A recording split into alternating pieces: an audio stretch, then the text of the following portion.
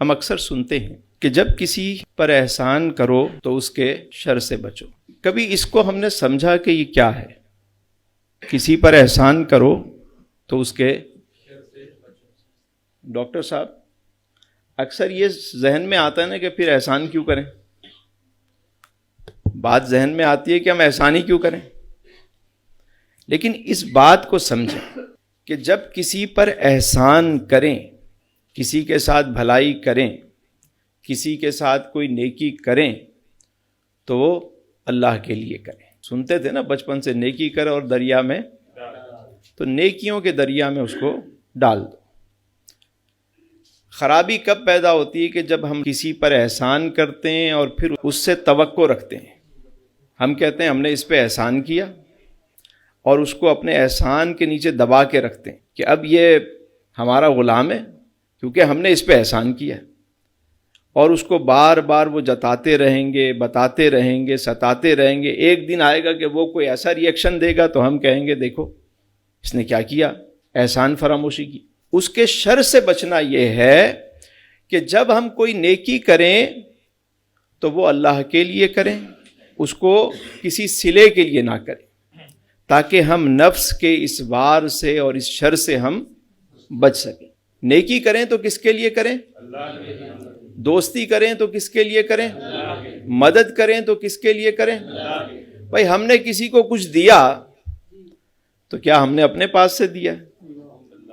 سوال یہ ہے، اللہ کے دیے میں سے دیا ہے نا، مالک تو وہی ہے. ہاں توفیق اس نے ہمیں دے دی، تو جب اس کا خزانہ ہے اور ہم تو صرف کسٹوڈین ہیں، اٹھا کر آگے بڑھا دیا ہم نے، تو اب ہم صلے کی توقع رکھ کے بیٹھے میں. اب معاشرے میں یہ ریت بہت بڑھ گئی ہے. آپ دیکھیے ابھی ایک صاحب ملے مجھے، کہنے لگے کہ یار ہمارے ایک عزیز ہیں، وہ آئے ہیں باہر سے. پہلے تو بڑے بڑے گفٹ لے کر آتے تھے، ہم جاتے تھے ان کے ہاں تو ہم بھی لے کر جاتے ہیں. اس دفعہ وہ کچھ لے کر ہی نہیں آئے. بتائیے یہ کیا بات ہوئی؟ میں نے کہا اللہ کے بندے، آج کے دور میں ٹکٹ اتنا مہنگا ہے، وہ بیچارہ آ گیا یہ کم ہے. اتنے بھاری بھرکم ٹکٹ خرید کر وہ بیچارہ یہاں پہنچا ہے، اب تم وہ گفٹ نہیں لے کر آیا، یہ نہیں لے کر آیا. نہیں ہم بھی تو لے کر جاتے ہیں. میں نے کہا آپ کو اس نے کہا تھا لے کر آؤ؟ نہیں. تو پھر آپ کیوں لے کے جاتے ہیں؟ نہ لے جاؤ. اب لے بھی گئے، جتا بھی رہے ہیں، بتا بھی رہے ہیں. وہ صاحب تشریف لائے تھے ہمارے یہاں تو ہم نے ان کو پورا پروٹوکول دیا. اچھا ہم نے 3 دن ہمارے گھر پہ رکے، ہم نے گھمایا پھرایا، کھلایا پلایا. ہم گئے، انہوں نے لفٹ ہی نہیں کرائی. تو بھائی ہو سکتا ہے وہ بیزی ہو، مصروف ہو، کسی ٹینشن میں ہو، آپ وہاں پہنچ گئے تو یہ بھی تو ہو سکتا ہے نا، اس کے پاس وقت نہ ہو، اس کی مجبوری ہو. بھائی آپ ٹائم نہیں دے سکتے، آپ اس کو نہ دیتے ٹائم.